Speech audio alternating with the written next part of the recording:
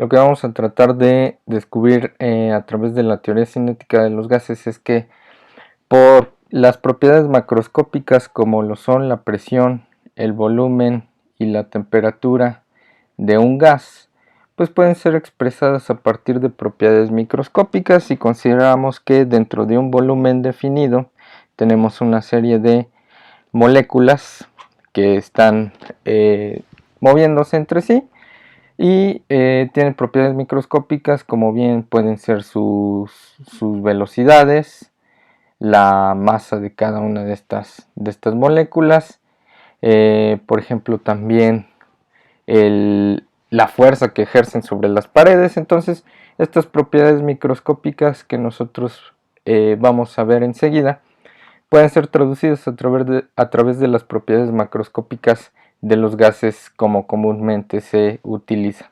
Entonces vamos a empezar considerando lo siguiente: una partícula que está confinada en este volumen y tiene una cierta velocidad en alguna dirección, vamos a llamar esto su velocidad en X. Por supuesto puede tener velocidad en cualquier dirección, pero aquí solamente estoy considerando la velocidad que tenga en dirección de X. Al momento de impactarse contra esta pared, pues entonces va a producir una fuerza. ¿De qué magnitud va a ser la fuerza? Bueno, esto dependerá de la velocidad que tenga al final. Entonces vamos a plantear la segunda ley de Newton. Sabemos que fuerza es igual a masa por aceleración y a su vez es el cambio en la cantidad de movimiento entre el cambio en el tiempo. Son dos versiones diferentes para la segunda ley de Newton, ambas igualmente compatibles entre sí, pero son una misma definición, ¿no? Entonces lo que nos importa aquí es que si esta molécula tiene una cierta masa, pues entonces el cambio en su velocidad entre el cambio en el tiempo va a ser lo que me va a estar definiendo este cambio en la cantidad de movimiento, ¿sí? Masa es igual, perdón, cantidad de movimiento es igual a masa por velocidad. Bien, ¿qué cambio de velocidad va a tener? Pues vamos a considerarlo como una rapidez en este caso específico, porque si consideramos que no hay pérdidas de energía, que los choques son totalmente elásticos, entonces la velocidad que tenga después del impacto al ejercer una fuerza va a ser exactamente la misma. Vamos a tener exactamente la misma velocidad antes y después si consideramos que esta partícula chocó elásticamente. Entonces de esa forma yo simplemente puedo decir que en cambio la velocidad pues va a ser el doble de la velocidad que tiene inicialmente. Bien, entonces vamos a escribirlo de esa forma, donde masa es igual a 2 veces la velocidad que tiene inicialmente en X sobre el cambio en el tiempo. ¿Cómo definimos el cambio en el tiempo? Pues esto dependerá de qué tanta distancia haya recorrido. Vamos a imaginar que es un volumen cúbico cuya longitud, anchura y profundidad tienen un valor de L. Entonces, si nosotros redefinimos el valor de velocidad, que es igual a distancia sobre tiempo para velocidad constante, pues entonces la distancia va a ser este valor de L. Pero vamos a imaginar que la partícula recorrió toda esta distancia L y recorre de nuevo toda la distancia L. Entonces la distancia total que tarda en hacer un choque completo va a ser justamente 2L. Entonces vamos a definirlo así: 2L sobre el cambio en el tiempo que nosotros definimos aquí, y esta va a ser la velocidad que tengo en X. De esta forma, si yo despejo aquí el delta t para ponerlo después en esta ecuación, delta t va a ser entonces igual a 2L sobre la velocidad en X. Bueno, entonces si yo lo reescribo de esta forma, obteniendo esta ecuación, va a ser igual a masa por 2 veces la velocidad en X entre el cambio en el tiempo, que dijimos que es 2L sobre la velocidad en X. Ley del sándwich, esto va a pasar multiplicando de este lado, y aquí voy a tener bx por bx cuadrada, y por supuesto 2 entre 2 es justamente 1, y por eso se nos va. Entonces voy a reescribir la fuerza como tal. Fuerza es igual a masa por la velocidad en X al cuadrado entre, nada más lo voy a dividir aquí, entre L. Bueno, esto es para una sola partícula, es bien importante porque aquí solo pusimos una. Entonces, ¿qué pasa con los gases? Obviamente es muy difícil que en un contenedor tengamos solamente una partícula. Siendo ese el caso, tendríamos casi un vacío absoluto. Pero naturalmente lo que sucede es que tenemos miles de millones de partículas en un contenedor. Entonces cada una de ellas, imaginando que son la misma molécula, la misma partícula, el mismo tipo más bien, no pueden ser exactamente la misma, pero cada una de ellas pues tiene su propia velocidad en ciertas direcciones. Cada una tiene sus diferentes componentes en X, Y y Z. Lo que me importa aquí es que cada una de ellas, pues incluso también unas pueden estar estáticas, no hay nada que no lo permita. Todas ellas pues tienen sus ciertas contribuciones de velocidad en X. Hasta ahorita solamente estamos considerando eso. Entonces las velocidades en X de estas partículas, vamos a enumerarlas. Por ejemplo, si esta fue la partícula 1, aquí tengo la partícula 2, la partícula 3. Por difícil que parezca, vamos a enumerarlas todas ellas, de tal forma que para varias partículas este valor de la fuerza pues va a ser, obviamente, estoy hablando de nuevo de la fuerza que ejercen sobre esta pared. Entonces la fuerza que ejerzan sobre esta pared va a ser la suma de la fuerza que ejerza esta partícula más la suma de la fuerza que ejerza esta otra, y viceversa, etcétera. Entonces lo único que va a estar cambiando, si estoy considerando que tienen la misma masa, que son el mismo tipo de molécula, lo único que varía es esta velocidad. Entonces eso es lo que voy a estar sumando. Voy a tener masa sobre la longitud L por la suma de las velocidades. Entonces tengo la velocidad en X de la partícula 1 al cuadrado más la velocidad en X de la partícula 2 al cuadrado más la velocidad en X de la partícula 3 al cuadrado, y etcétera. Pueden ser miles de millones. Esta suma se extiende de tal forma que tenemos un montón de velocidades. Pero obviamente eso no es nada práctico, estar midiendo velocidades. Por supuesto, lo que vamos a hacer aquí es que si yo estoy sumando las velocidades y lo divido entre el número total de partículas que tienen esas velocidades, lo voy a llamar n, como el número de partículas que hay, pues entonces aquí lo que estoy haciendo es un promedio. Como bien no puedo simplemente dividirlo aquí entre n, voy a dividirlo de este lado de la igualdad también, para que no se me vea afectada la ecuación, y de esta forma esto me va a expresar el promedio de las velocidades, es decir, una sola velocidad única promedio, la cual puedo expresar como fuerza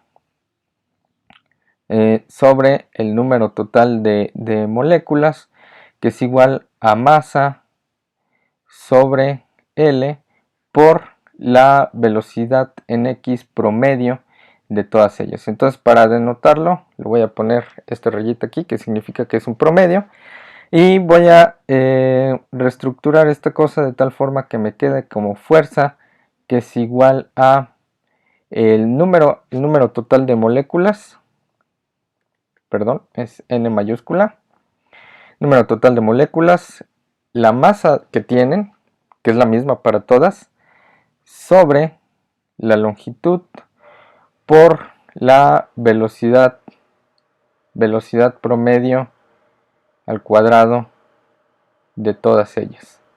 Ok, entonces hasta ahora estamos midiendo la fuerza total que ejercen todas las partículas en esta pared del recipiente. ¿Qué pasa si yo divido esto, fuerza, entre área? Entonces ahora lo que yo estoy obteniendo no es fuerza, sino la presión neta que se ejerce en esta pared, fuerza sobre área, y entonces también tengo que dividirlo de este lado de la igualdad. Y recuerden, área, me refiero a esta área en específico por esta longitud. Si yo multiplico esta área por esta longitud, lo que voy a tener es el volumen total del recipiente.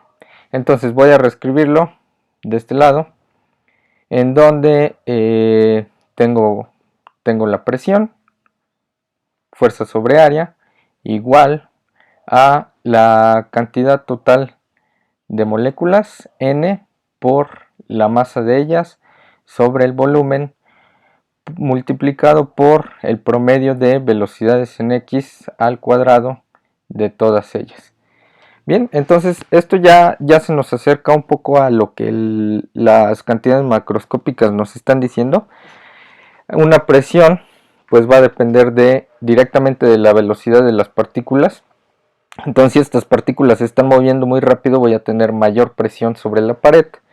Y si yo reduzco el volumen de este recipiente, lo encojo, pues obviamente esta presión también va a verse aumentada. Si yo aumento el número de moléculas, también va a haber mayor presión. Si el número de moléculas es 0, voy a tener una presión absoluta de 0.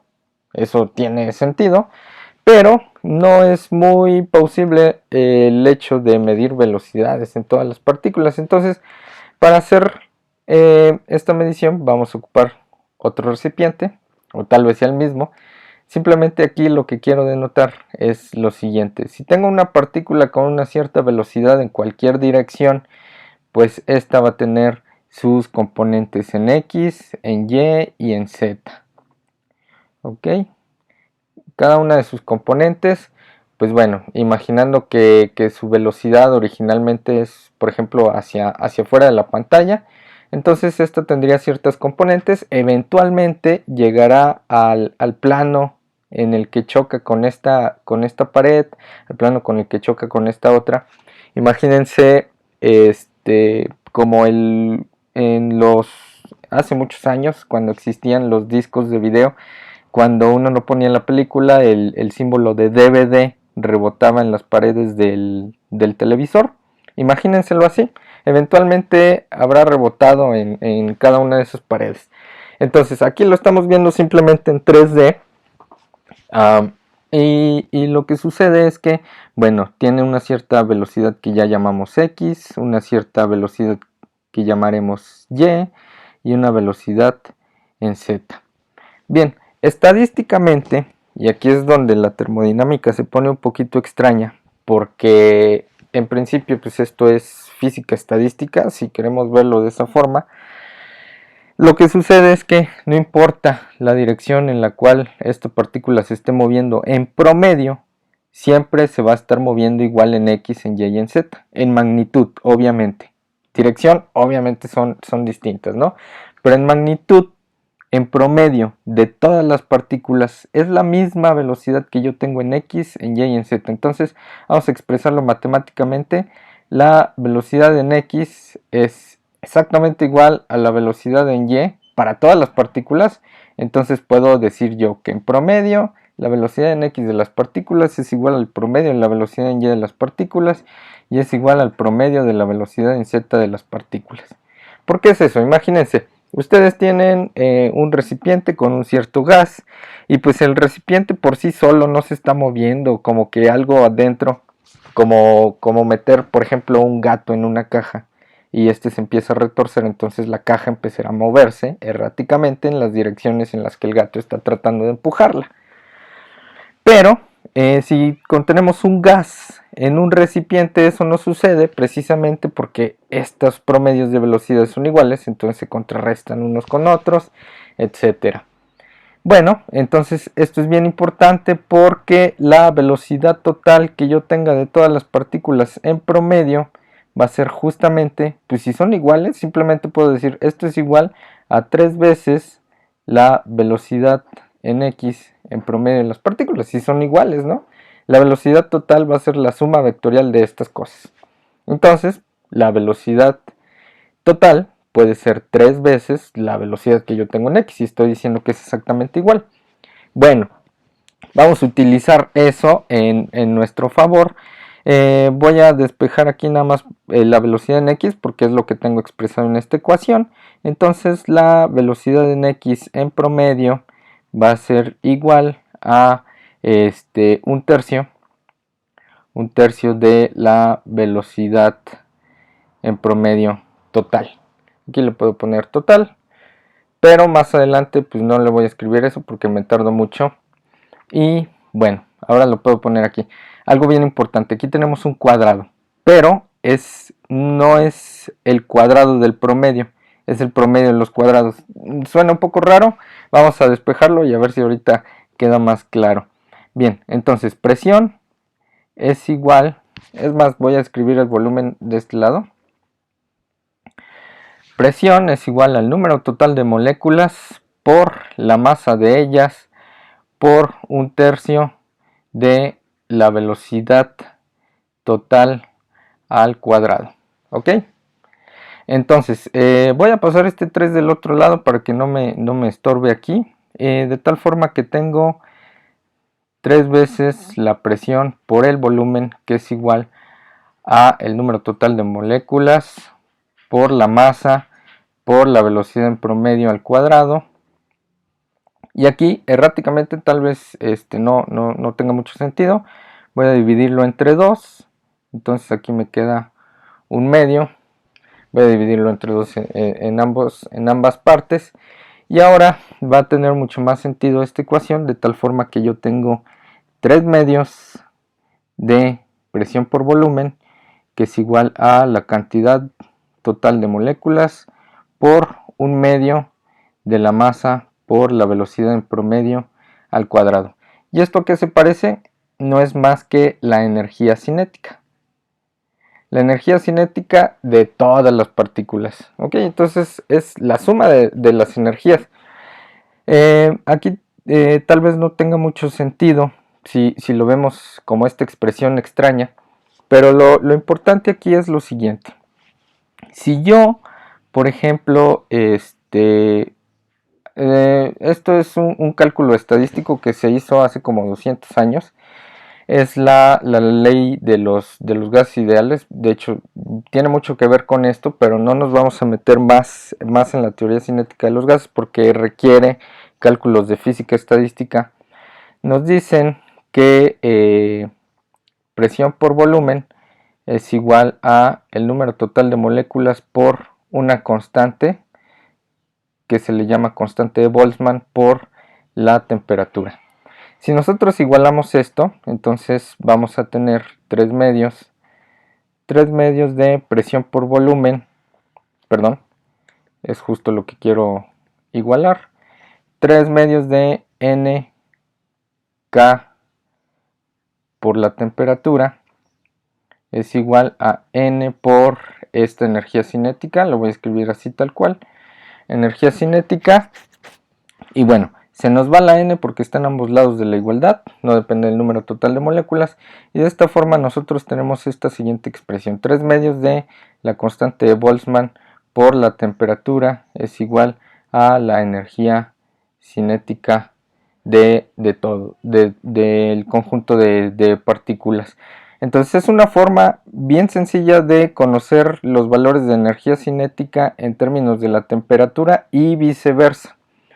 Esto lo que nos dice es que la temperatura no es más que el valor de las velocidades de cada una de estas partículas. Eso es temperatura, en principio, termodinámicamente hablando. Temperatura es un valor extraño estadístico que depende de la energía cinética de cada partícula dentro de un contenedor. Y esto es bien importante. Y bien, en términos prácticos, ¿de qué nos sirve esto? Bueno, vimos la relación directa entre presión, volumen y temperatura, pero esto es un resultado que se obtiene experimentalmente. Obviamente en casa, pues no, tal vez podríamos realizar algún experimento en donde podamos comprobar esto, pero tenemos el número total de partículas. Esto es poco práctico en las ramas de la ingeniería. Para eso existen otras ecuaciones. Hay una más conocida en el mundo de la química, que es, si les gustan los mnemotécnicos, la gente lo llama como pavo igual a ratón. Entonces PV igual a nRT. Pavo igual a ratón, lo que significa es básicamente lo mismo, nada más que esta R es la constante universal de los gases. Esta N, a propósito, la puse en minúscula a diferencia de esta otra, porque este es el número de moles. Entonces, esta es un poco más práctica, más utilizable en términos reales. La constante de los gases como tal es esta R. La tenemos en diferentes cantidades, porque tanto se pueden utilizar en términos de ingeniería como en química. R en principio es 8.314 en unidades de joules sobre mol por Kelvin. Ok, esta es una unidad. R también se ve expresada en litros por atmósfera por mol entre Kelvin. Suena muy complicado, pero este valor es 0.082. 0.82, déjenme lo verifico. Sí, está bien. Estas unidades son en litros por atmósfera entre mol por Kelvin. Ok, ¿por qué tenemos esta unidad extraña que es mol? Bueno, precisamente este valor n que les puse en la ecuación de pavo igual a ratón es justamente el número de moles, como les decía. El número de moles pues se puede calcular a través de lo siguiente. M es la masa total de nuestro compuesto y M mayúscula es la masa molar. Entonces aquí el truco está en conocer la masa molar de las partículas. Sé que es mucha química aquí. En el PDF que les voy a pasar les voy a poner las anotaciones aquí de lo que esto significa. Entonces imagínense que queremos conocer el número de moles en, no sé, en tantos kilogramos de algún gas. Pues nos vamos a nuestra tabla periódica. Por ejemplo, que tengamos hidrógeno. El hidrógeno gaseoso tiene fórmula H2, entonces hay que tener cuidado. El hidrógeno gaseoso como H2 tiene una masa atómica de 1.0080 unidades de masa atómica. Entonces, como la molécula de hidrógeno contiene 2 átomos de hidrógeno, esta masa atómica la multiplicamos por 2 y eso va a ser la masa molecular. Mismo caso para nitrógeno gaseoso, por ejemplo, tiene una masa atómica de 14, el nitrógeno gaseoso es N2, entonces multiplicamos 14 por 2 y tenemos la masa molecular del nitrógeno gaseoso.